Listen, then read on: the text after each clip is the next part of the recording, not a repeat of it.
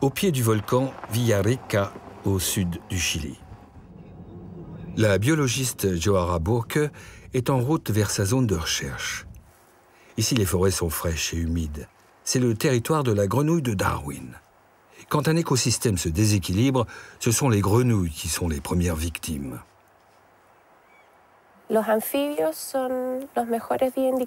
Les amphibiens sont les meilleurs bioindicateurs qui soient, parce qu'ils dépendent à la fois de deux milieux, l'aquatique et le terrestre.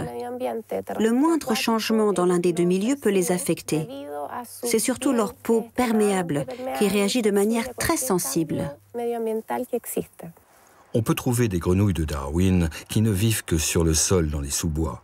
Dans ce périmètre forestier, Joara Burke a pendant des années retourné au sens propre du mot chaque grenouille en recueillant toujours les mêmes données. C'est la routine du chercheur. Là, je mesure la température. On dirige ça vers le corps de la grenouille et on prend ainsi sa température.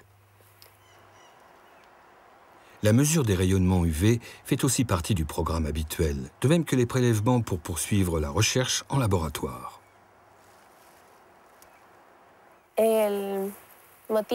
On coupe l'extrémité d'une phalange d'une patte de la grenouille pour deux raisons. D'abord, parce que la peau et le sang nous fournissent du matériel génétique. Ensuite, parce que les os remplissent ici la même fonction qu'une coupe d'arbre, c'est-à-dire qu'à l'aide de la structure osseuse, je peux déterminer l'âge de l'animal. On marque chaque lieu de découverte et la grenouille est décrite d'après les caractéristiques spécifiques de son ventre. Grâce à son travail, on sait que les grenouilles de Darwin ne sont pas des animaux migrateurs. Des années plus tard, Joara Burke a retrouvé le même individu sous le même buisson dans la forêt.